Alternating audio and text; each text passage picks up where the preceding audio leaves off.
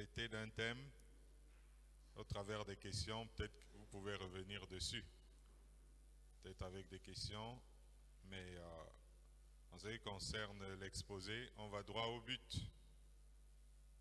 Et aujourd'hui, dans notre grand thème discerné, pour ne recevoir ni un autre Jésus, ni un autre esprit, ni un autre évangile, qui est tiré du passage de l'apôtre Paul qui dit « Car si quelqu'un vient vous prêcher un autre Jésus que celui que nous avons prêché, ou si vous recevez un autre esprit que celui que vous avez reçu, ou un autre évangile que celui que vous avez embrassé, vous le supportez bien. » Et on s'est rendu compte à travers la Bible qu'il y avait d'autres Jésus, d'autres Christ. C'est pour ça que l'apôtre Paul y soulève cet aspect et il parle d'autres esprits saints, si on doit être plus clair quand même. Et l'apôtre Jean nous donne déjà un indice important qui peut être basique lorsqu'il dit que reconnaissez à ceci l'Esprit de Dieu. Tout esprit qui confesse Jésus venu en chair, tel que nous avions parlé hier, est de Dieu. Et tout esprit qui ne confesse pas Jésus n'est pas de Dieu. C'est celui de l'Antéchrist dont vous avez appris la venue et qui maintenant est déjà dans le monde. Et il dit, vous petits enfants, vous êtes de Dieu et vous les avez vaincus parce que celui qui est en vous est plus grand que celui qui est dans le monde. C'est très facile, d'après les propos de l'apôtre Jean dans son épître, de reconnaître là où il n'y a pas l'Esprit de Dieu d'avance, du fait que l'on n'y confesse pas Jésus-Christ venu en chair et en os comme Seigneur et Sauveur personnel. C'est déjà un indice très clair. Nous pouvons dire non, Jean se trompe, et nous dire qu'on peut être à l'aise dans un endroit où Jésus n'est pas confessé comme Seigneur et Sauveur personnel. Ça nous engage. Jésus a dit lui-même que celui qui ne le confessera pas devant les hommes, il ne le confessera pas non plus devant son Père et devant les saints anges. Et il dira que lorsque l'Esprit de vérité arrivera, il rendra témoignage de lui, parce qu'il prendra de ce qui est à lui et nous l'annoncera. Toute religion, groupe de prière ou congrégation, fut-elle mondialement admise, où Jésus n'est pas le fondement, ni le chef suprême, ni le consommateur principal de la foi de tous, n'a pas l'Esprit de Dieu ou n'est pas conduit par l'Esprit de Dieu, c'est l'esprit de l'Antéchrist. Et dans ces milieux, on veut communiquer parfois un Saint-Esprit par confirmation. L'apôtre Pierre dit aux Juifs, le jour de la Pentecôte, « Repentez-vous et que chacun de vous soit baptisé au nom de Jésus-Christ pour le pardon de vos péchés, et vous recevrez le don du Saint-Esprit. » Ça veut dire que c'est en Christ qu'il faut croire, c'est lui que nous devons recevoir dans nos cœurs comme Seigneur et Sauveur personnel, pour prétendre être dans quelque chose où le Saint-Esprit est impliqué. Là où le Saint-Esprit est impliqué, Jésus se tient à la porte du cœur, il frappe, prêt à entrer, si on ouvre. C'est pour ça que Jean dit à tous ceux qui l'ont reçu, à ceux qui croient à son nom, elle a donné le pouvoir de devenir enfants de Dieu, lesquels sont nés non du sang ni de la volonté de la chair, mais de la volonté de Dieu.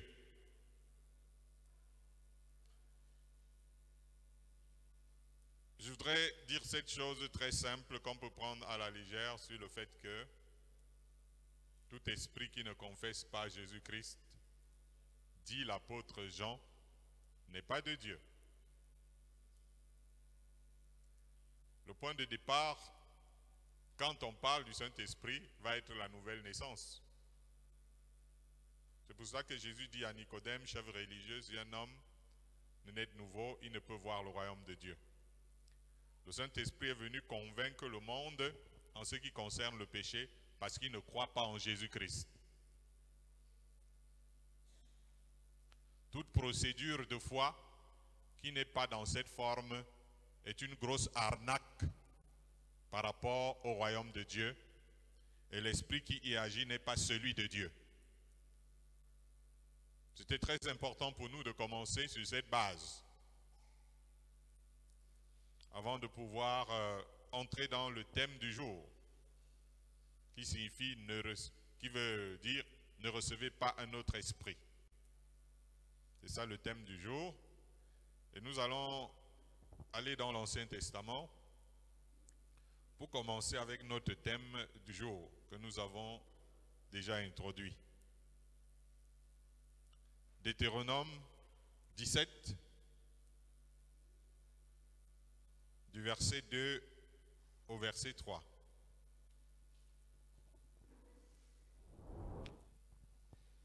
Deutéronome 17, versets 2 et 3, il est écrit: Il se trouvera peut-être au milieu de toi, dans l'une des villes que l'Éternel ton Dieu te donne, un homme ou une femme faisant ce qui est mal aux yeux de l'Éternel ton Dieu et transgressant son alliance, allant après d'autres dieux pour les servir et se prosterner devant eux, après le soleil, la lune ou toute l'armée des cieux.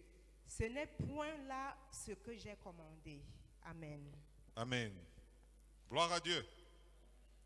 Ici, Dieu attire l'attention de son peuple sur le monde spirituel auquel ils sont confrontés. Quand on parle de Dieu, Dieu est esprit, ça veut dire qu'on est dans le spirituel. Et dans le spirituel, il n'y a pas que Dieu. Et déjà dans ce passage dans l'Ancien Testament, on a tiré l'attention des gens sur un quelconque individu se faisant passer pour de Dieu, mais qui transgresse l'alliance de Dieu, allant après d'autres dieux pour les servir et se prosterner devant eux, à l'instar du soleil, la lune et tout, c'est pas moi. Et dans le réveil charismatique, parce qu'il y a eu un réveil charismatique qui a beaucoup grandi, qui a évolué dans notre pays, et nous parlons du réveil charismatique là, toute religion confondue, il y a eu beaucoup de manifestations dites du Saint-Esprit dans les choses qu'on a appelées réveil charismatique, même quand le vent du réveil charismatique a soufflé dans l'église catholique, protestante, anglicane et tout ce que vous savez là, il y a eu des manifestations dites du Saint-Esprit qui ont été assez erronées et dévastatrices à cause du manque de discernement de l'Esprit qui a souvent agi par-ci, par-là. Et généralement, dans les grands mouvements du réveil charismatique, pour ceux qui ont eu à s'y frotter, on appelait cela l'effusion. Et des personnes qui avaient reçu l'effusion du Saint-Esprit qui était donné dans ce réveil-là étaient les effusés. Depuis l'Ancien Testament, c'est la même rengaine dans le milieu religieux. Déjà, on voit qu'il n'y avait pas de mélange possible entre les choses de Dieu et les sciences occultes. Le syncrétisme religieux, qui est aimé, pratiqué, on appelle sous d'autres cieux l'écuménisme. Ça n'avait pas de place c'était interdit dans la spiritualité du judaïsme. Ici, Dieu fait allusion à l'astrologie qui était formellement bannie. Aujourd'hui, vous voyez des soi-disant chrétiens qui parlent de leur signe astrologique. Beaucoup d'entre vous sont venus même ici dans la salle. Si on lui dit quel est ton signe astrologique, il va répondre rapidement, je suis un taureau.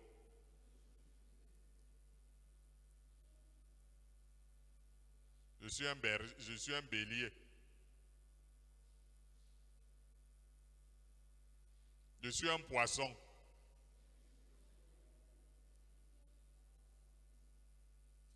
Alléluia. N'est-ce pas? Parmi vous, il y a les Capricornes, non?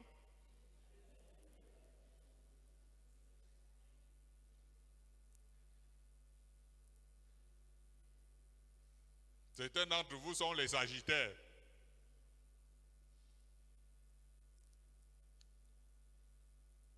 Heureusement que ces esprits, on donne leur forme quand même, pour que tu puisses toi-même te reconnaître.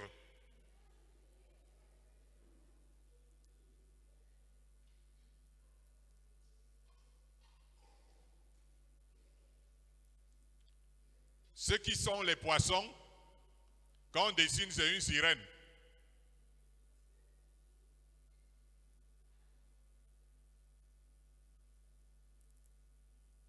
Et il y en a qui, étant des enfants de Dieu, ils sont là à la radio pour voir. Le matin, on va dire quoi des scorpions aujourd'hui? Parce que moi, je suis un scorpion. C'est ça, non? Hein, chers amis?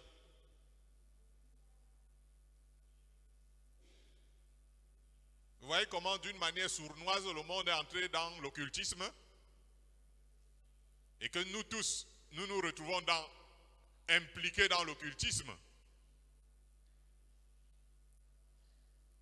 Et nous nous retrouvons tous en train de signer un pacte avec un des princes du zodiaque, qui n'est qu'autre qu'une figure de Satan.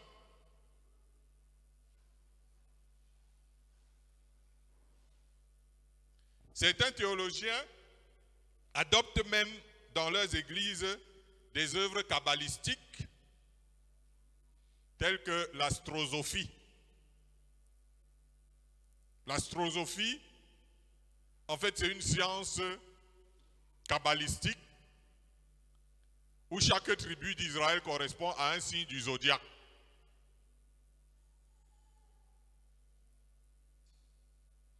Et on te dit par exemple que si tu es taureau,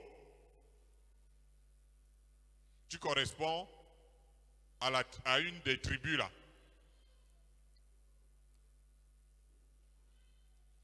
Qui est liée avec l'astre tel.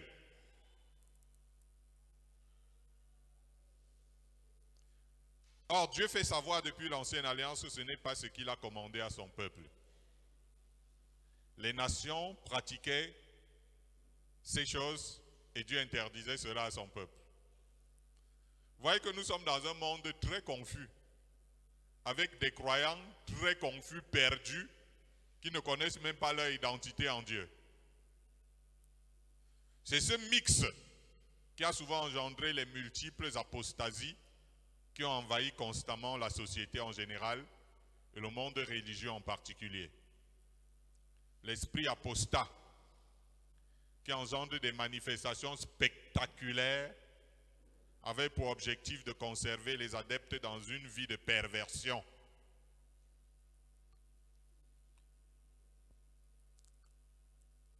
Qui engendre des manifestations spectaculaires avait pour objectif de conserver les adeptes dans l'immoralité, dans les compromis, qui n'honorent point la sainteté de Dieu.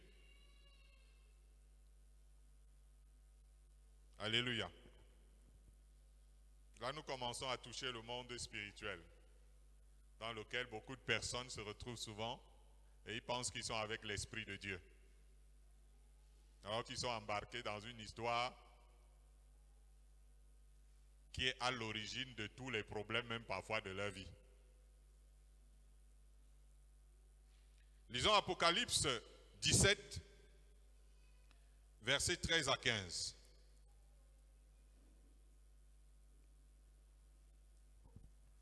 Apocalypse 17, 13 à 15, il est écrit: Ils ont un même dessein, et ils donnent leur puissance et leur autorité à la bête. Ils combattront contre l'agneau, et l'agneau les vaincra, parce qu'il est le Seigneur des seigneurs et le roi des rois. Et les appelés, les élus et les fidèles... Nous sommes dans Apocalypse 17. Apocalypse 17, versets 13 à 15. C'est ça? Ok, cherchez plutôt le passage là où il est écrit « Et je vis sortir de la bouche du dragon et de la bouche de la bête et de la bouche du faux prophète. » Verset 3. Versets 3 à 5. C'est ça? Ne dites pas avant. Il vaut mieux trouver le verset et ne pas tergiverser. Hein? 16, 13. Dans Apocalypse 16, 13 à 15. Apocalypse 16, versets 13 à 15. Je lis. Et je vis sortir de la bouche du dragon et de la bouche de la bête et de la bouche du faux prophète 3 esprits impurs semblables à des grenouilles. Car ce sont des esprits de démons qui font des prodiges et qui vont vers les rois de toute la terre, afin de les rassembler pour le combat du grand jour du Dieu Tout-Puissant. Voici, je viens comme un voleur. Heureux celui qui veille et qui garde ses vêtements, afin qu'il ne marche pas nu et qu'on ne voit pas sa honte. Amen. Amen. Ici, Dieu a amené Jean à voir quelque chose qui se passait dans le monde spirituel. Il a vu des entités dans le monde spirituel que nous appelons souvent le dragon. Et tout le monde sait, le dragon c'est le diable, je sais pas, tout ça. Le grand dragon rouge, machin. Il a vu une autre entité là-bas qu'on appelait la bête. La bête, en fait, c'est comme on dirait le fils de Satan. Il a vu une autre entité qu'on appelait le faux prophète. Mais ce qui est très important, c'est ce qui s'est passé. Il a vu 3 esprits impurs, semblables à des grenouilles, qui sortaient pour envahir le monde. Dans ce passage de l'Apocalypse, on voit bien un plan bien fignolé par le trio dragon, bête et faux prophète. L'esprit en forme de grenouille représente bien l'esprit de sorcellerie. Bon, c'est une confirmation pour certains.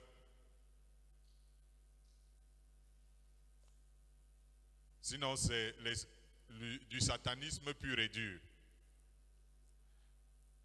Maintenant, pour spécifier chacun des esprits, parce que forcément, si un esprit sort du dragon, l'autre sort de la bête, l'autre sort aussi, ça veut dire qu'ils sont un peu différents et ils ont un rôle un peu particulier chacun. Celui du dragon agit directement dans le cadre de la magie qu'on appelle la magie noire. Est-ce que vous comprenez ça? Donc, l'esprit qui sort du dragon pour aller dans le monde vers les gens, les amener dans une spiritualité. Celui du dragon vient sous la forme de la magie noire. Mais on a vu qu'il y avait aussi un esprit grenouille qui sortait de la bête. Et celui qui sort de la bête est celui de l'ésotérisme, constaté généralement dans les cercles dits ésotériques. Et eux, ils appellent là-bas la magie blanche.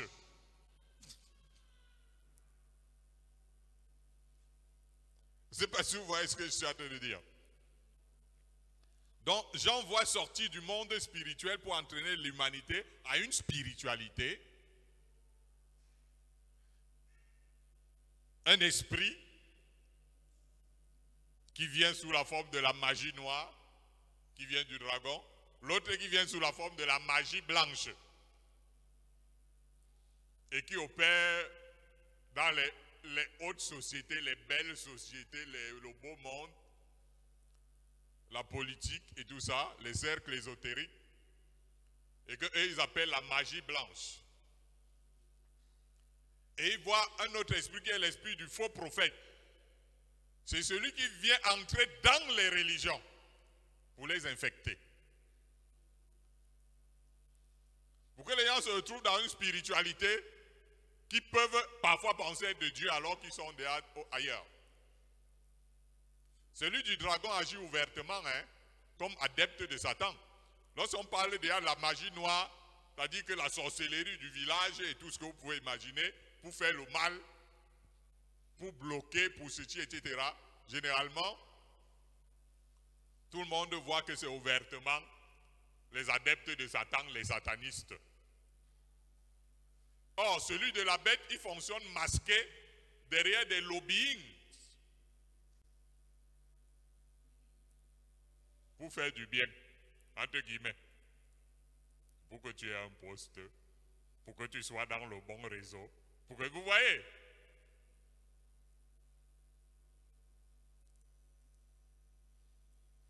Et celui-là, il s'incruste très profondément dans les sociétés et les plus hautes sphères de la société. Et celui du faux prophète, il agit en se masquant derrière des ecclésiastiques qui sont des faux hommes d'église. Ce sont là les trois formes de recrutement du monde des ténèbres et de spiritualité.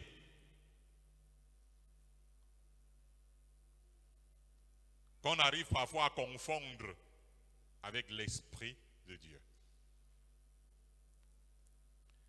Les prophètes qui n'ont pas parlé au nom de Yahvé, ou qui ne parlent pas au nom de Jésus-Christ de nos jours sont inspirés par ces esprits grenouilles. Je pense qu'ils ont entendu quand même. Des prophètes qui, eux, c'est clair, ils ne parlent jamais au nom de Jésus, donc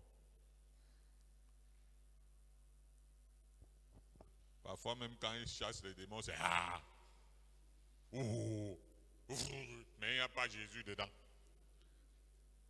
Il est écrit dans la loi, le prophète qui aura l'audace de dire en mon nom une parole que je ne lui aurais point commandé de dire, ou qui parlera au nom d'autres dieux, ce prophète-là sera puni de mort. Comment ces esprits arrivent-ils à emporter la conviction des populations? Puisque les adeptes sont des foules. Il est écrit dans le livre des rois, un esprit vint se présenter devant l'Éternel et il dit, moi je le séduirai. Et l'Éternel lui dit, comment tu vas faire? Il dit, je sortirai, répondit-il, et je serai un esprit de mensonge dans la bouche de tous ces prophètes. L'Éternel dit, ah, tu le séduiras et tu en viendras à bout. Fais ton boulot, puisque les gars, ils avaient choisi de servir Baal. Tout ceci s'est déroulé en Israël à partir du moment, vous pouvez voir ça dans 1 Roi 22, donc à partir du moment où le peuple de Dieu s'était détourné pour servir d'autres divinités, pour faire les mélanges. Dès lors, ce peuple sans crainte de Dieu était conduit par des esprits de faux prophètes qui les entraînaient à la mort. Il y a beaucoup de choses qui sont conçues dans le monde des ténèbres. Là, c'est Michée qui voyait ce qui se passait dans le monde des ténèbres, dans ce 1 Roi 22. Beaucoup de choses sont conçues dans le monde des ténèbres pour transformer négativement la société contre Dieu. Et à l'instar des Samaritains qui étaient bluffés par les actes de magie de Simon le magicien, qui le regardait comme la puissance de Dieu qu'on appelle la grande. Beaucoup de gens dans notre société sont bluffés par de telles personnes et ils considèrent que la puissance qu'ils ont, c'est le power véritable. Parce que le manque de discernement ne peut que laisser ébahi sans rien d'autre. Que Dieu vous bénisse. Ne recevez pas un autre esprit. Lisons le livre des Actes des Apôtres. Acte 16, versets 16 à 18.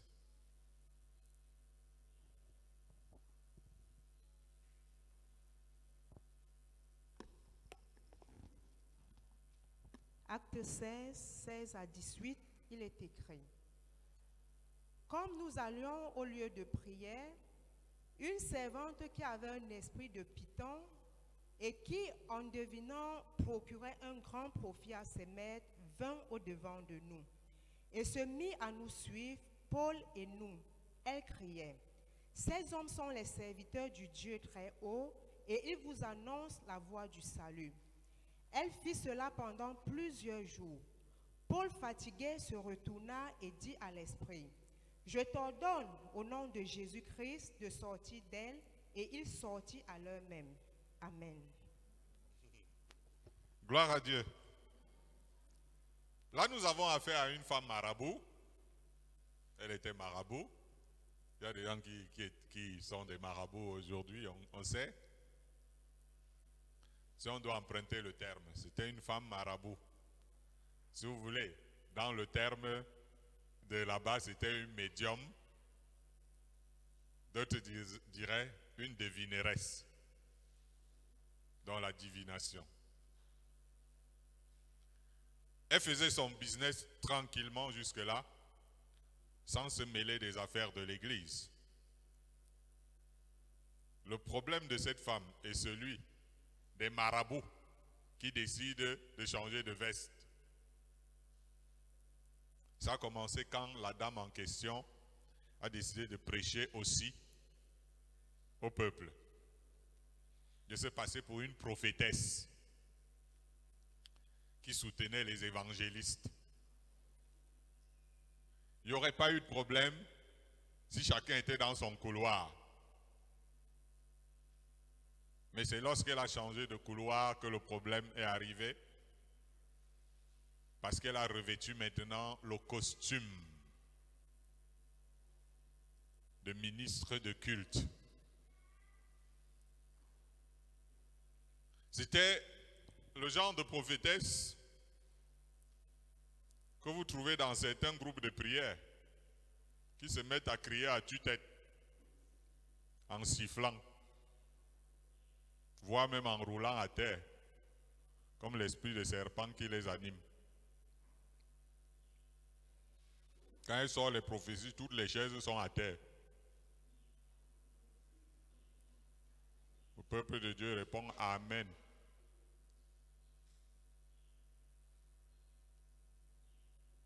Et parfois, c'est dans une église où l'homme de Dieu, c'est un pasteur, donc c'est elle la prophétesse.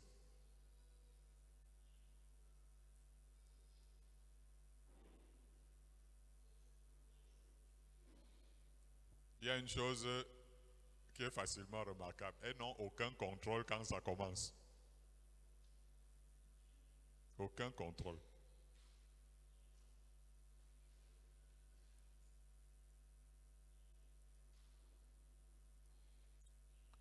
Est-ce que Jésus, quand il prophétisait, il commençait d'abord par faire... Ah, il sort les yeux. C'est ça, non? Ok. Or, Paul dit que l'esprit du prophète,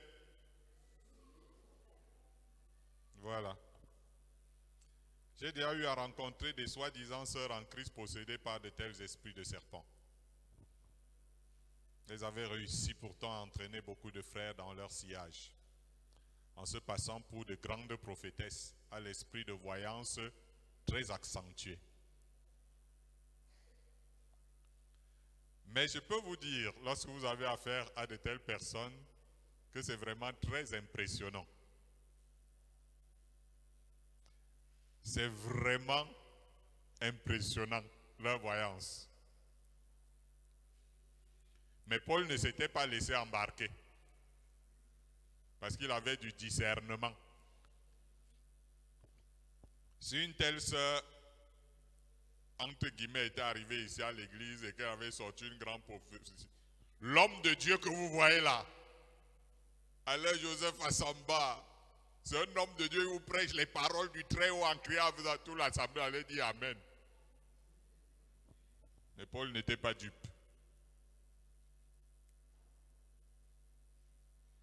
Ce qu'elle disait était pertinent, non? Hein? Elle a vu. Elle a vu la gloire de Dieu, l'étoile de Dieu, la puissance de Dieu qui était à travers Paul et Silas. Elle voyait ce que les autres ne voyaient même pas. Mais ce n'était pas avec l'Esprit de Dieu. C'est avec des yeux qui avaient été ouverts dans un trou quelque part pour voir. On a vu un oint de Dieu en manque d'inspiration, complètement déconnecté de l'Esprit de Dieu, comme le roi Saül. Le roi Saül, c'était un oint de Dieu. Mais il a commencé à marcher dans la désobéissance, il ne sentait plus la présence de Dieu. Et il a allé consulter la devineresse d'Endor pour retrouver un peu la révélation, l'onction et les choses pareilles, pour retrouver le pouvoir qu'il avait perdu auprès de Dieu. Il y a beaucoup d'hommes de Dieu qui, par rébellion contre le Seigneur, ont perdu la grâce que Dieu leur avait donnée. Maintenant, ils partent consulter des personnes pour continuer à chauffer. Et cela s'est soldé par la mort définitive du roi Saül. Par ailleurs, dans le livre des Actes des Apôtres, il y a un événement là-bas. La Bible dit dans 19 que quelques exorcistes juifs qui allaient de lieu en lieu avaient essayé d'invoquer sur des gens qui avaient les esprits malins le nom du Seigneur Jésus en disant « Je vous conjure par Jésus que Paul prêche ». Et c'était les fils d'un sacrificateur, un des principaux sacrificateurs. Ils étaient sept exorcistes. L'esprit malin leur a répondu « Je connais Jésus, je sais qui est Paul, mais vous, les exorcistes, vous êtes qui ?»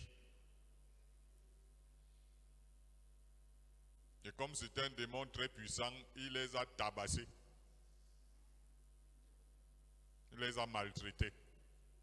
Il a enlevé même leurs habits. Il les a blessés. Parce qu'il y avait déjà une confusion entre Paul qui prêchait Jésus et qui chassait les esprits au nom de Jésus et l'exorciste. On a dit, bon, tout ça c'était l'exorcisme. Ah bon? Non, monsieur. La plupart des religieux ayant eu des problèmes, ceux qui sont nés dans la religion, dans la vie, sont allés consulter des exorcistes pour essayer de s'en sortir. Déjà même dans les églises conventionnelles, les exorcistes ne sont pas regardés d'un bon œil. N'est-ce pas? L'exorcisme ne date pas de notre temps, hein? J'aimerais que vous sachiez que l'exorcisme existe avant Jésus-Christ. C'est pourquoi quand les pharisiens voient Jésus chasser les démons, ils sont convaincus que c'était un exorciste. Sauf qu'eux, ils savaient que l'exorcisme était un acte de science occulte pour délivrer les gens des esprits impurs qui les habitaient. C'est comme Satan chassant Satan.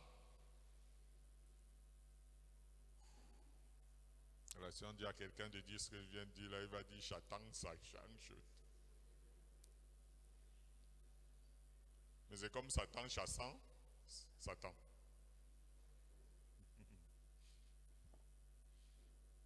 Ça veut dire que avant donc on procédait par un rituel avec des encens. Parfois on faisait des cercles, on allumait parfois des chandelles. C'est comme ça que ça se passait. Maintenant l'exorcisme a évolué. Ça veut dire que au fur et à mesure les objets d'exorcisme augmentaient. C'est pour ça que nous voyons là des gars qui, eux, ils n'utilisaient pas le nom de Jésus avant, ils voient que ça fonctionne aussi, ils disent, bon, oh, mais on peut ajouter ça. C'est ça que les fils de Séva font. Ils ajoutent le nom de Jésus, parce qu'ils avaient entendu Paul prêcher au nom de Jésus, ils avaient vu Paul chasser, ils disent, bon, ça c'est aussi efficace.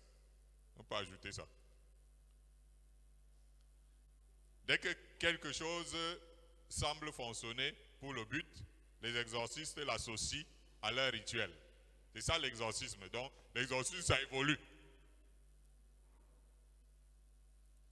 C'est pour ça qu'avec le temps, ils ont ajouté de l'huile.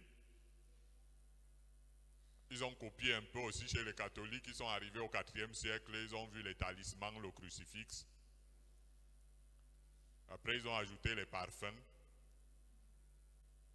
voire les sacrifices. Jusqu'à l'archange Michel doit être dépassé qui a son parfum.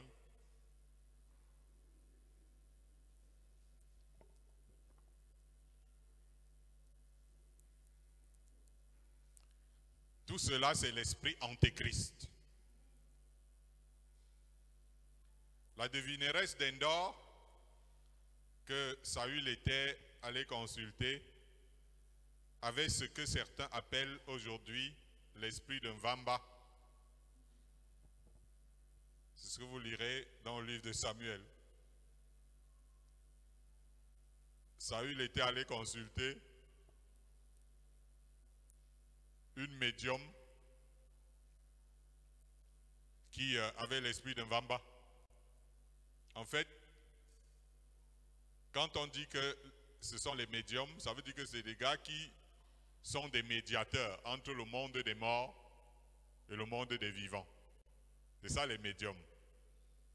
Je ne sais pas si quelqu'un comprend un peu ce que je suis en train de dire.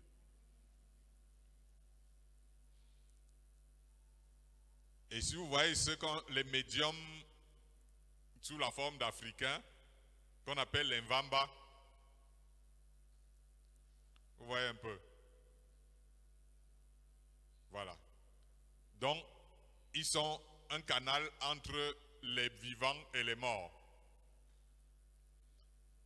Vous voyez, il invoque. La femme a dit, attends, je vais invoquer l'esprit de Samuel pour que ça vienne te parler. Et il te montre une vision. C'est toujours la même chose avec les Eboka. Eboka signifie la parole. Mais ce n'est pas la parole faite chair que nous connaissons.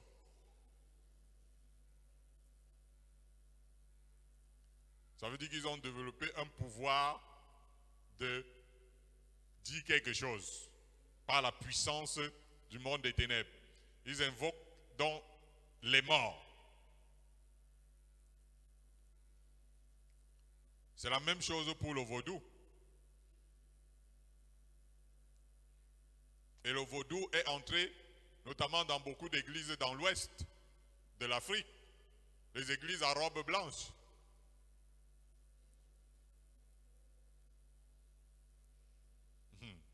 Alléluia. Mais on voit bien que de telles personnes comme la déesse d'Endor sont des pièges pour le salut des âmes. Et vous avez vu des peuples qui se tournent souvent vers ces genres de cultes en présence d'un exorciste, un vambic, etc.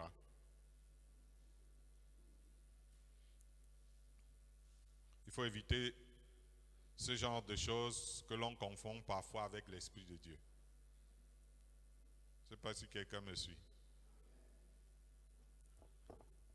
Nous allons évoluer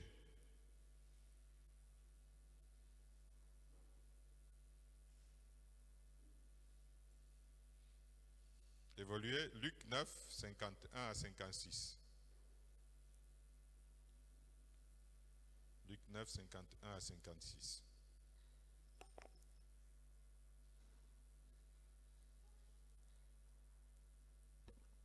Luc 9, 51 à 56, je lis. Lorsque le temps où il devait être enlevé du monde approcha, Jésus prit la résolution de se rendre à Jérusalem. Il envoya devant lui des messagers qui se mirent en route et entrèrent dans un bouc des Samaritains pour lui préparer un logement. Mais on ne le reçut pas parce qu'il se dirigeait sur Jérusalem. Les disciples Jacques et Jean, voyant cela, dirent: Seigneur, veux-tu que nous commandions que le feu descende du ciel et les consume? Jésus se retourna vers eux et les réprimanda, disant: Vous ne savez de quel esprit vous êtes animés, car le Fils de l'homme est venu non pour perdre les âmes des hommes, mais pour les sauver. Et ils allaient dans un autre bouc. Amen. Gloire à Dieu. Il y a des vents de doctrine, des vents de ceci, on dit être sous l'inspiration du Saint-Esprit, mais qui sont un autre esprit, beaucoup plus subtil et que beaucoup n'arrivent pas souvent à discerner. Les choses que nous avons dites jusqu'à présent semblent plus faciles à regarder comme des esprits impurs. Mais en tant que disciples de Christ, pour la défense de l'Évangile et au nom du Christ, nous pouvons être animés d'un autre esprit sans le savoir et servir le Seigneur avec un autre esprit.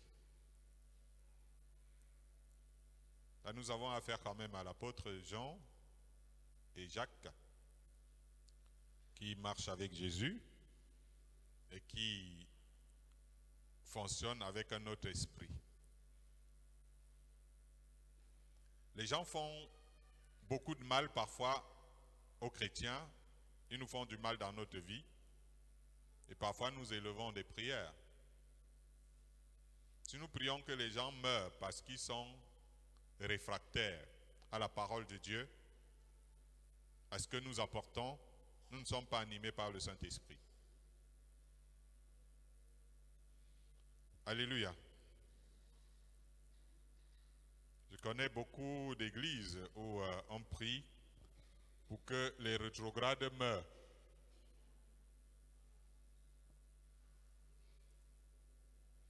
Ou alors un frère qui a ici, etc.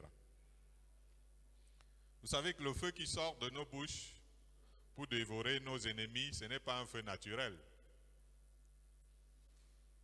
Alléluia. Ce n'est donc pas pour les ennemis naturels. Parce que l'apôtre Paul dit que nous n'avons pas à lutter contre la chair et le sang, mais contre le monde des ténèbres. Ce que je voudrais dire, c'est qu'il n'y a pas de conquête chrétienne par la force. Alléluia. Il n'y a pas de conquête chrétienne par la force. Quand ça devient comme ça, ce n'est plus l'Esprit de Christ.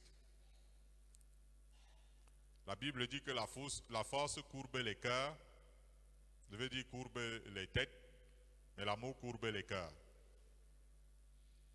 Ce que je voudrais dire, c'est que l'esprit de condamnation systématique n'est pas l'esprit de Dieu. Parce que l'esprit qui anime Jean et Jacques ici C'est un esprit de condamnation systématique. Quand c'est l'Esprit de Dieu, il va donner une seconde chance. Nous disions hier qu'il ne faut pas engager de guerre religieuse au nom de Jésus. C'est pour cela que Jésus reprend l'apôtre Pierre qui avait frappé l'oreille de Malchus pour lui signifier que celui qui prend l'épée périra par l'épée. Alors, qu'est-ce que je voudrais vous dire, chers chrétiens? Je vais vous dire une chose très simple. Parce qu'à un moment donné, nous manquons de sensibilité à la personne du Saint-Esprit. Nous oublions que c'est le Saint-Esprit. Si Dieu voulait que ce soit les apôtres qui le servent, Jésus voulait, il ne leur aurait pas donné le Saint-Esprit. Il a dit, attendez. Pour que ce ne soit pas eux qui servent Dieu, mais le Saint-Esprit à travers eux. Je m'en vais donc vous dire une chose qui se passe ici, dans l'action de Jean et Jacques. C'est que Satan se sert de notre tempérament.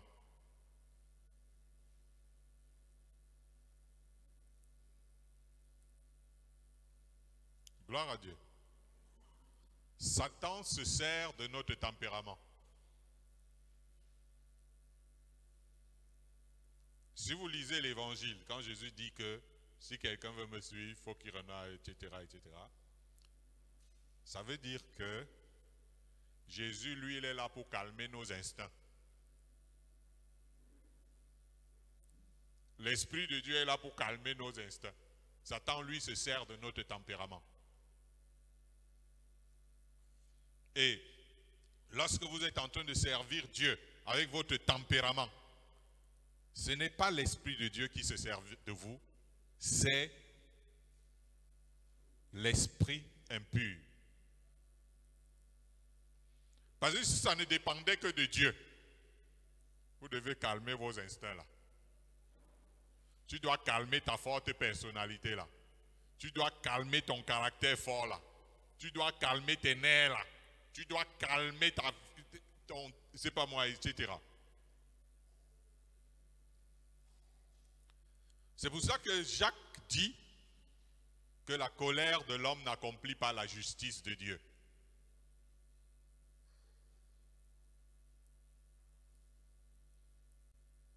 Et vous allez voir que nous faisons un service divin sous un contrôle total de Satan. C'est ça la Bible dit, s'il y a des querelles, des jalousies, des usines parmi vous, c'est que vous n'êtes pas spirituel, donc vous n'êtes pas conduit par l'Esprit. Dans l'Ancien Testament, Dieu dit que notre propre justice n'est que souillure devant lui.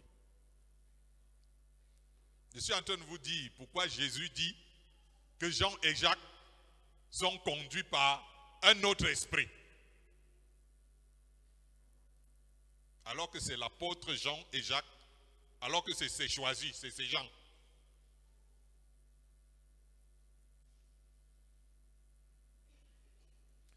L'une des choses qu'il faut savoir, chers frères et sœurs, c'est que l'esprit de critique ne vient pas de Dieu.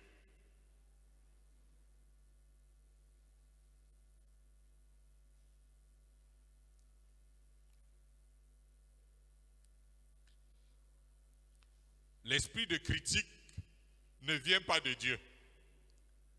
Ça semble être quelque chose de bien, de juste, parce que c'est bon, voilà, tu sembles être en train de vouloir peut-être blâmer ou je ne sais pas tout ce que tu veux là. Mais ça ne vient pas de Dieu.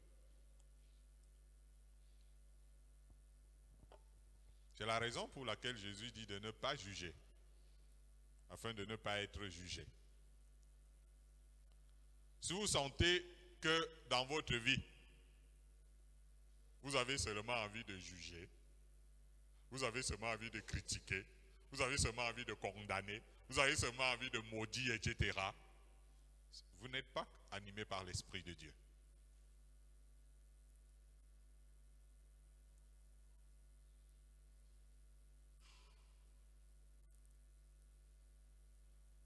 C'est vrai. C'est un esprit qui vous anime, mais ce n'est pas l'esprit de Christ en tout cas.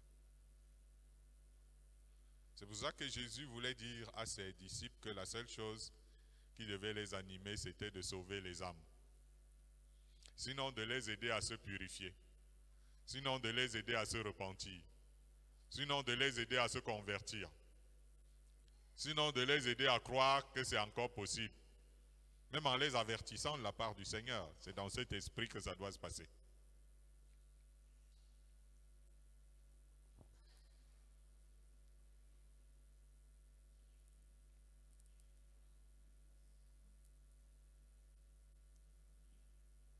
Alléluia.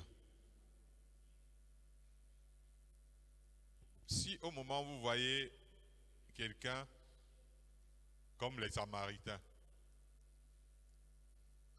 et que là, face à ça, vous êtes animé de l'envie de sauver l'âme de cet incrédule, ce rebelle, ce machin-là, et que vous voulez l'aider à se purifier, l'aider à se repentir, à se convertir, à croire qu'il peut être une nouvelle créature. Que c'est ça qui vous anime face à ce rebelle, sans compromission. Alors vous êtes conduit par le Saint-Esprit. Il y a un déséquilibre qui fait que il y a l'Esprit de Dieu et le tempérament. Et la plupart du temps, le ministère est rendu avec le tempérament et non avec l'Esprit de Dieu. C'est pour cela que Jésus dit, c'est à leurs fruits qu'on les reconnaîtra. Quand tu es en train de rendre ministère, est-ce que tu tiens compte des fruits? Voilà, c'est ton tempérament. La Bible dit, celui qui sème pour la chair moissonnera la corruption. Mais celui qui sème pour l'esprit moissonnera la vie éternelle. C'est à nos fruits qu'on doit nous reconnaître. Or, nous savons que le fruit de l'esprit, c'est entre autres l'amour. Et l'amour, c'est quelque chose qui excuse, hein? N'est-ce pas? L'amour, c'est quelque chose qui supporte, hein? On dit que l'amour ne s'irrite pas. Mais tu vois, toi, tu es déjà dans ton tempérament. L'amour est patient. Même s'il ne se réjouit pas de l'injustice et qu'il ne se réjouit que de la vérité, il le fait dans un esprit de patience.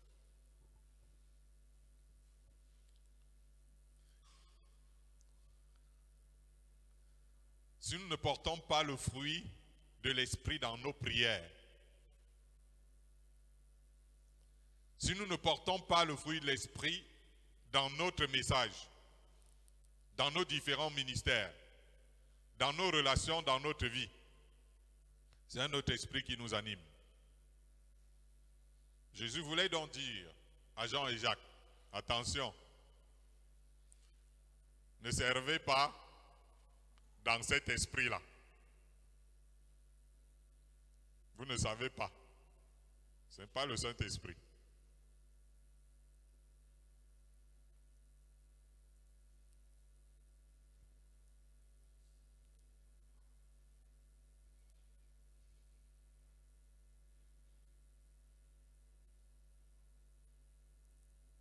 Et quand on ne comprend pas ces choses, on va laisser un autre esprit nous animer.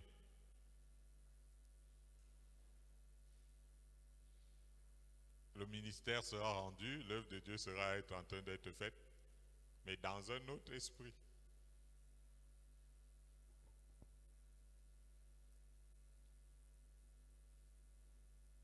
Gloire à Dieu. Ne recevez pas cet esprit-là.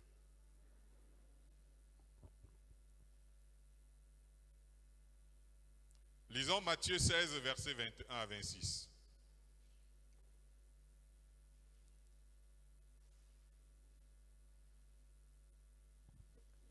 Matthieu 16, 21 à 26. Je lis. Dès lors, Jésus commença à faire connaître à ses disciples qu'il fallait qu'il allât à Jérusalem, qu'il souffrit beaucoup de la part des anciens, des principaux sacrificateurs et des scribes, qu'il fut mis à mort et qu'il ressuscita le troisième jour. Pierre, l'ayant pris à part, se mit à le reprendre et dit, « À Dieu ne plaise, Seigneur, cela ne t'arrivera pas. » Mais Jésus, se retournant, dit à Pierre, « Arrière de moi, Satan, tu mets en scandale, car tes pensées ne sont pas les pensées de Dieu, mais celles des hommes. » Alors Jésus dit à ses disciples, « Si quelqu'un veut venir après moi, qu'il renonce à lui-même, qu'il se charge de sa croix et qu'il me suive. Car celui qui voudra sauver sa vie la perdra, mais celui qui la perdra à cause de moi la retrouvera. Et que servirait-il à un homme de gagner tout le monde s'il perdait son âme, ou que donnerait un homme en échange de son âme? » Amen. Gloire à Dieu.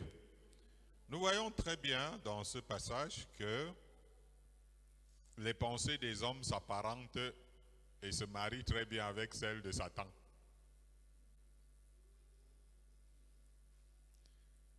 Quand le Seigneur dit dans sa parole, « Vos voix ne sont pas mes voix, mes pensées ne sont pas vos pensées », la distance est tellement grande.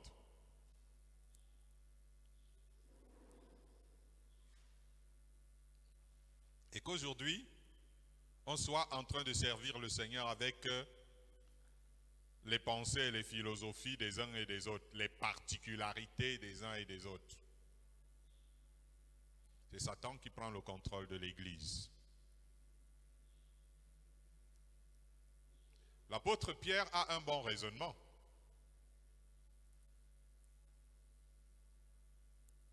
Mais quand même, Jésus, ça ne peut pas plaire à Dieu que son fils soit maltraité comme ça. Ça ne peut pas plaire à Dieu que son fils soit condamné de cette manière. Ça ne peut pas plaire à Dieu vraiment qu'un fils de Dieu si bon, innocent, souffre comme ça. Ça ne peut pas plaire à Dieu que vraiment, tu as dit, de telles épreuves ne doivent pas t'arriver en tant qu'un enfant, vraiment l'enfant de Dieu par excellence.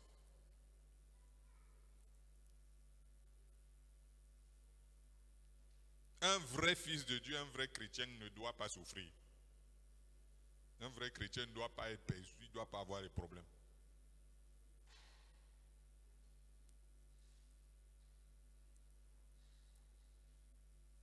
C'est beau ça. Satan a déjà pris le contrôle de l'Église. Nous voyons dans ce passage que Jésus annonce sa mort tragique et même irréversible sur la croix. Aïe, Pierre entend cette théorie, vraiment non. Et il le reprend, en voulant dire qu'il ne peut pas plaire à Dieu de voir son fils endurer la croix de cette façon. Lorsque les prédicateurs se tiennent devant, ils disent, frère, tu ne peux plus souffrir. Tu n'auras plus de problème dans ta vie. Tu ne peux, en tant qu'enfant de Dieu, tu dis seulement amen, alléluia. Voilà alors le vrai homme de Dieu qui nous aime beaucoup ici. Voilà les vrais hommes de Dieu que vraiment on a besoin dans ce monde.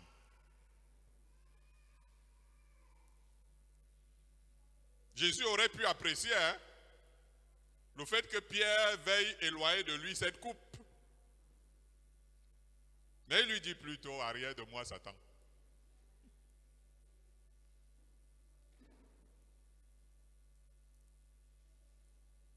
Si on dit à un prédicateur qui a des bêtes, tu ne souffriras plus, tu ne as plus de ceci. En tant qu'enfant de Dieu, tu ne peux plus ceci, machin.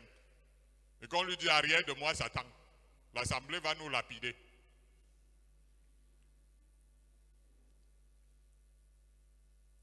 Jésus est scandalisé. Alléluia.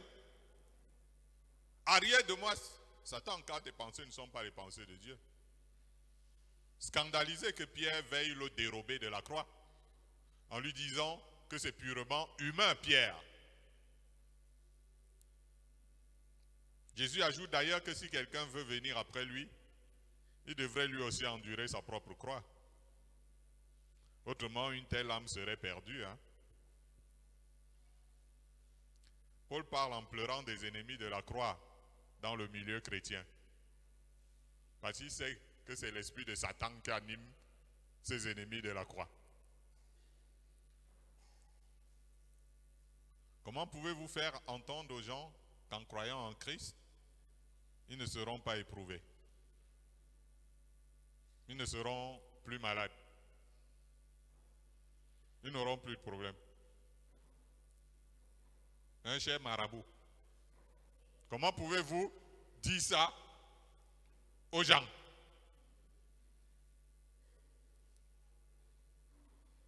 Or, dans une certaine parabole, Jésus dit que la semence qui tombe sur les pierres, c'est celui qui écoute la parole de Dieu avec la joie des belles promesses. Mais dès que vient une tribulation, une persécution à cause de la parole, il y trouve une pierre d'achoppement. Est-ce que l'Église comprend même la pensée du Seigneur? Souvenez-vous dans le livre des Actes et des Apôtres, quand les frères prédisaient par révélation à Paul qu'il aurait des tribulations à Jérusalem, et ils essayaient de l'empêcher de s'y rendre.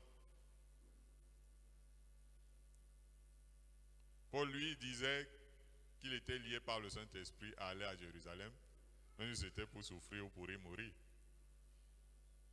Donc le Saint-Esprit conduit aussi les gens que dans les endroits qui vont avoir chaud.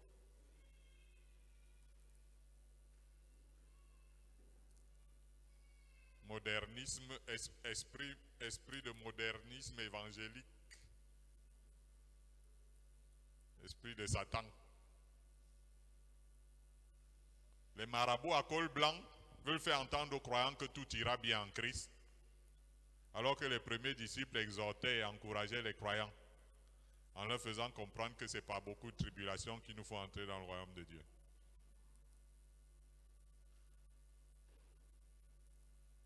C'est l'esprit de Pierre, non? L'esprit qui animait Pierre. Non, Jésus, tu ne peux pas souffrir, tu ne peux pas aller à la croix. D'ailleurs, on est là, on ne peut pas. Dieu ne peut pas, ça ne peut pas plaire au Seigneur une telle chose.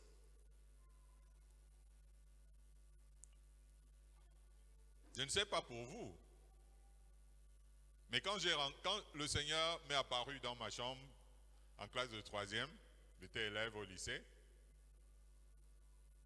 je ne savais pas que Jésus peut apparaître à quelqu'un, il peut parler à quelqu'un, mais bon, c'est arrivé. Et qui me demandait de le suivre, il ne m'a pas flatté.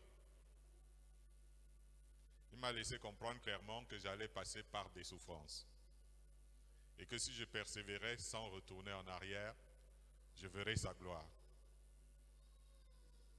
Ce n'est pas un gros flatteur qui est entré pour me dire, mon fils, à partir d'aujourd'hui là, lui m'a plutôt montré la souffrance. Il fallait persévérer, tenir ferme, avant de voir sa gloire. Ce n'est pas avec l'esprit de celui qui a dit, si quelqu'un veut venir après moi, qui renonce à lui-même et qui se charge chaque jour de sa croix et le suive, que nous annonçons l'évangile aujourd'hui. C'est un esprit de séduction. Un esprit de séduction de théologiens en manque. C'est pourquoi il y a de moins en moins de croyants prêts aujourd'hui pour l'avènement du Seigneur Jésus dans le monde. Jésus disait à ses disciples que l'esprit est bien disposé, mais la chair est faible.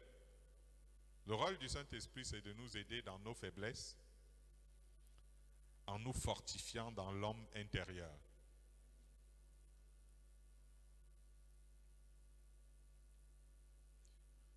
Aucun croyant ne peut être affermi s'il ne passe pas par le feu.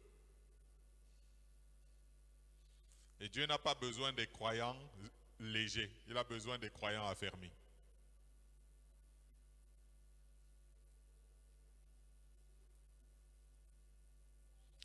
Que Dieu vous bénisse. Nous parlons de ne pas recevoir un autre esprit.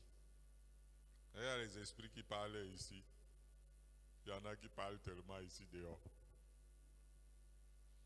Et des multitudes les écoutent. Mais ça ne ressemble pas au langage de l'Esprit de Dieu dans la Bible. Lisons Job 32, versets 7 à 8. Job 32, versets 7 à 8.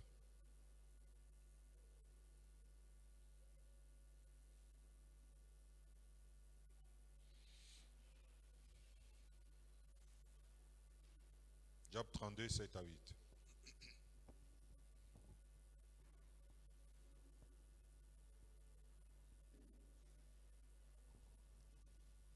Job 32, 7 à 8. 7 à 8, il est écrit: Je disais en moi-même, les jours parleront. Le grand nombre des années enseignera la sagesse. Mais en réalité, dans l'homme, c'est l'esprit, le souffle du Tout-Puissant qui donne l'intelligence. Amen. Gloire à Dieu.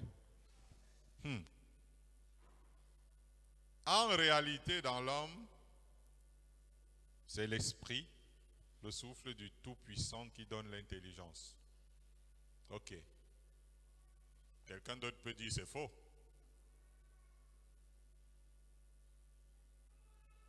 Dans l'esprit, le souffle du Tout-Puissant donne la sagesse et donne l'intelligence.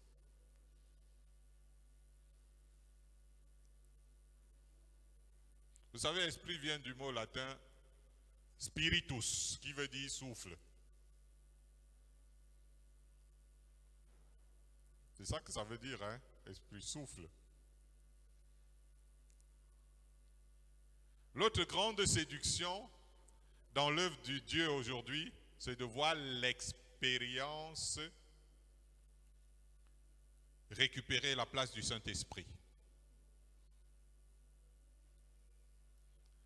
Quand vous voyez les trois vieillards qui sont venus prêcher à Job, ils avaient vécu.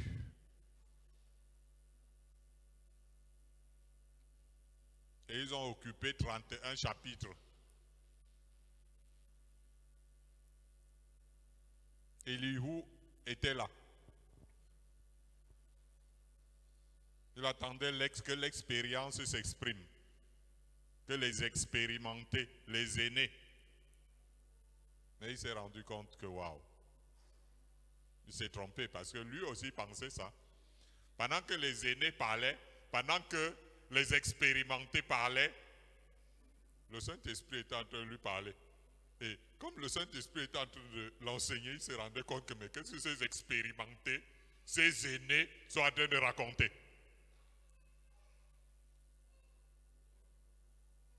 Vous voyez? Il écoutait d'un côté le souffle de Dieu et de l'autre il entendait les aînés, les expérimentés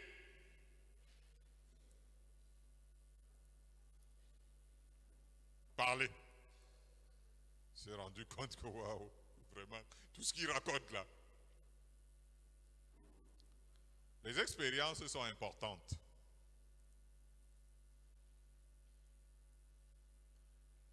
Et c'est bien que les anciens communiquent leurs expériences aux jeunes. Mais si Dieu veut faire une chose nouvelle, cela ne saurait se faire à travers les anciens.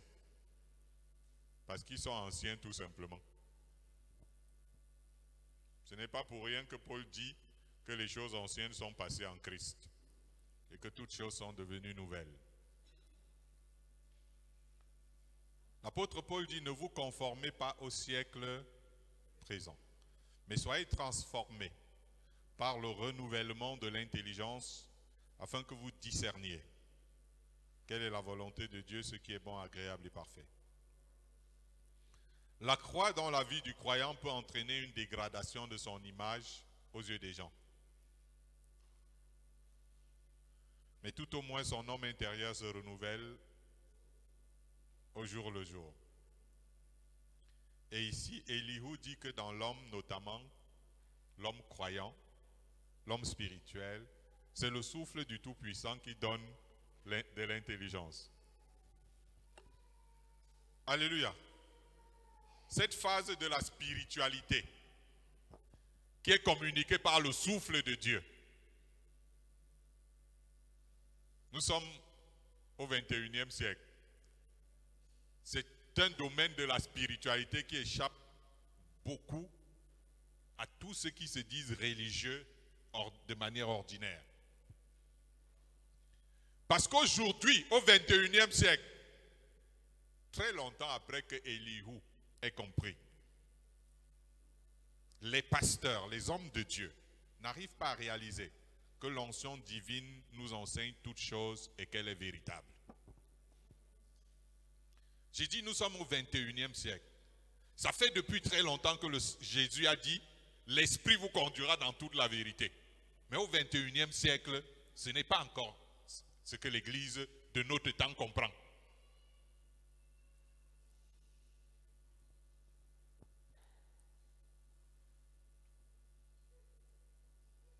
Mais l'Esprit, c'est le souffle. Ça échappe à un monde, une Église devenue intellectuelle. Jésus dit que le vent souffle où il veut et tu en entends le bruit. Tu l'entends, mais tu ne sais ni d'où il vient ni où il va. Et il dit qu'il en est ainsi de tout homme qui est né de l'Esprit. Alléluia. Né de l'Esprit. Ça veut dire quelque chose que l'Esprit Saint a engendré. Combien d'hommes de Dieu sont des choses que l'Esprit de Dieu a engendrées?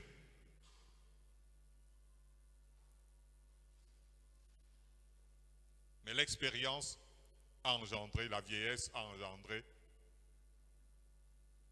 l'aîné a engendré. Nous avons besoin d'être animés à nouveau par le souffle du Tout-Puissant qui inspire toutes choses. Lui saura en plus souffler des quatre vents, même dans la vallée de nos ossements, pour redonner la vie à tout ce qui est mort et nous régénérer pour la gloire de Dieu. Mais quelques domaines où nous serions transportés par l'Esprit de Dieu, sachant que son arme, c'est la parole de Dieu.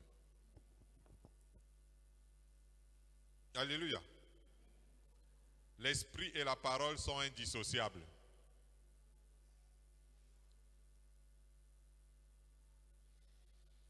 L'Esprit ne contredit pas la parole de Dieu. Et la parole de Dieu est en harmonie avec l'Esprit de Dieu.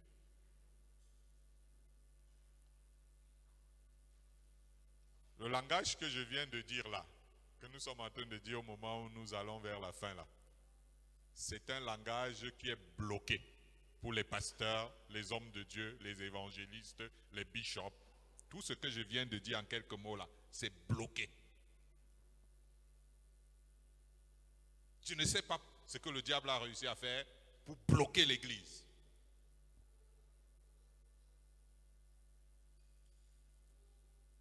Par rapport à laisser l'enseignant, l'onction de Dieu, reprendre sa place pour tous les enseignements qui sont donnés à l'Église. Les gens la lettre a remplacé l'esprit. Ça fait que la plupart des gens, c'est des répétiteurs. Donc, les bons élèves qui peuvent retranscrire très bien ce qu'ils ont appris dans telle faculté ou dans telle école biblique.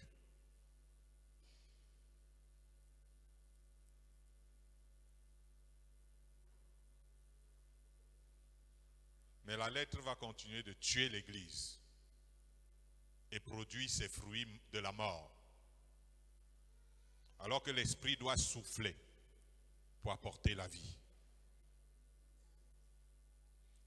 C'est pour ça que l'apôtre Paul dit quelque part que les vrais convertis, je cite, c'est nous qui rendons à Dieu notre culte par l'Esprit de Dieu, qui nous glorifions en Jésus-Christ et qui ne mettons point notre confiance en la chair. Quand Jésus a voulu bâtir son église, il a refusé que la chair et le sang y participent. C'est pour ça qu'il dit à Pierre, ce n'est pas la chair et le sang. Tu es donc une pierre et je bâtirai mon église sur la pierre, pas sur la chair et le sang. Alors, quel est donc le Saint-Esprit qui conduit l'église dans la lettre? à être des littéraires, c'est quel Saint-Esprit? Est-ce le même qui animait l'apôtre Paul qui était un ancien littéraire? Un ancien théologien? Jésus revient bientôt. Que l'Église continue de se conforter.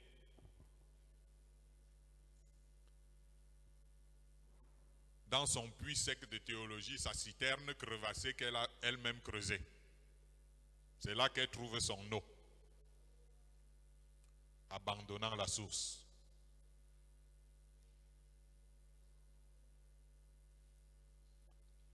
Que Dieu vous bénisse.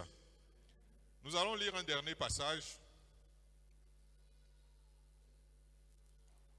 Romains 1, verset 4, pour terminer.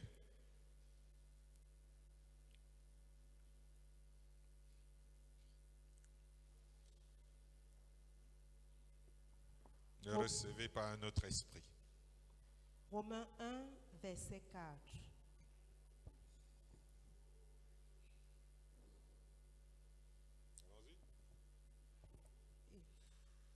Lis ce qui est écrit. Et déclaré fils de Dieu avec puissance, selon l'esprit de sainteté, par sa résurrection d'entre les morts. Jésus-Christ, notre Seigneur. Amen. Jésus-Christ, notre Seigneur, a été déclaré fils de Dieu avec puissance selon l'esprit de sainteté. Je m'en vais vous dire quelque chose, chers amis. Nous sommes à la fin de notre entretien d'aujourd'hui. Et là, il est question d'être clair. La chose la plus reconnaissable par rapport à l'Esprit de Dieu, c'est la sainteté et la sanctification.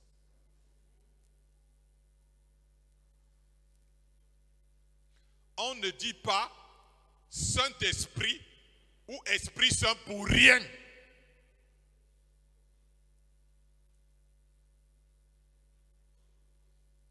On ne l'a pas baptisé Saint-Esprit ou Esprit Saint pour rien.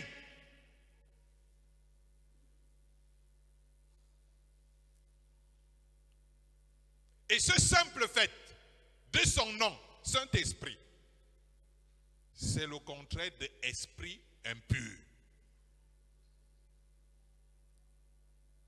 Le contraire de Saint-Esprit, c'est esprit impur.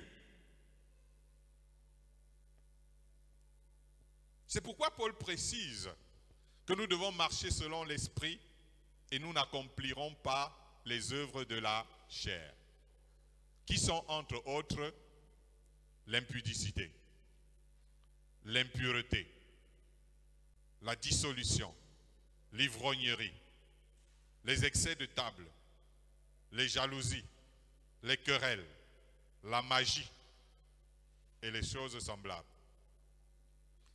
Si ces choses dont nous sommes en train de citer là sont en vous, même si vous êtes un enfant de Dieu, vous êtes sous le contrôle d'esprits impurs et non sous le contrôle du Saint-Esprit.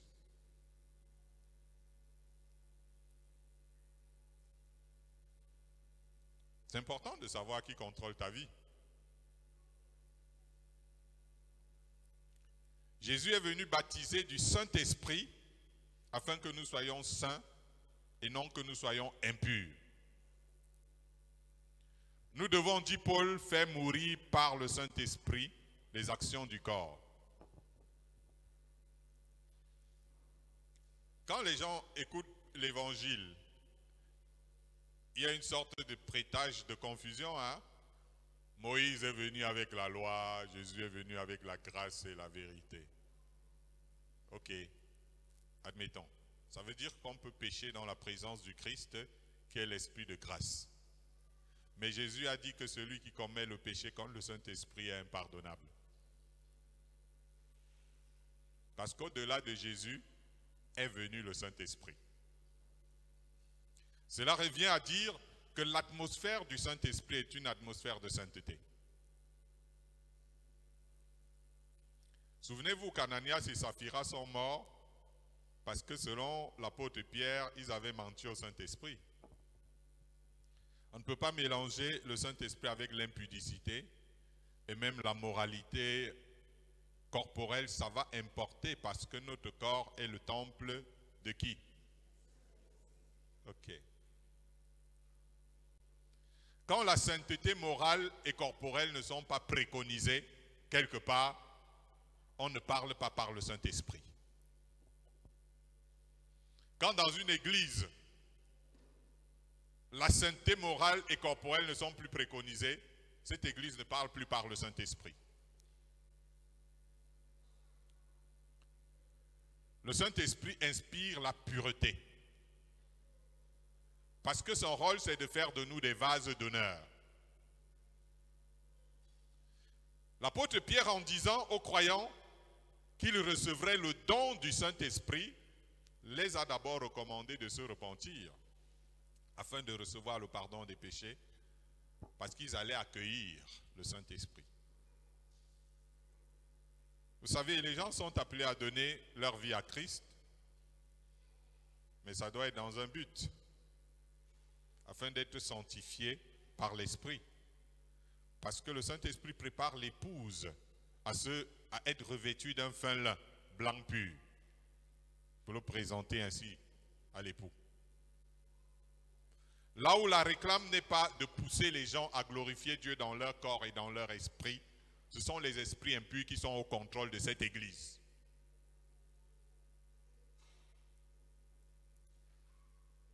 Paul recommande aux croyants de ne plus commettre les péchés qu'ils commettaient avant, mais de pratiquer plutôt les bonnes œuvres, et même qu'ils ne pêchent plus avec leur bouche afin de ne pas attrister le Saint-Esprit par lequel nous avons été scellés pour le jour de la rédemption.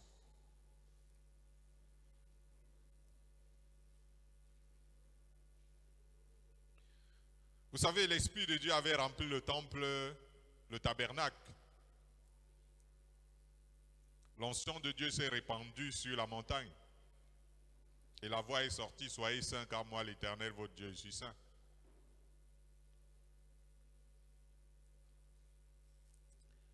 Jésus a pris un corps semblable au nôtre. Il peut comprendre notre marche. Mais l'Esprit de Dieu n'a pas pris un corps semblable au nôtre. Le péché l'attriste. Ça veut dire qu'il est plus sensible au péché que Jésus.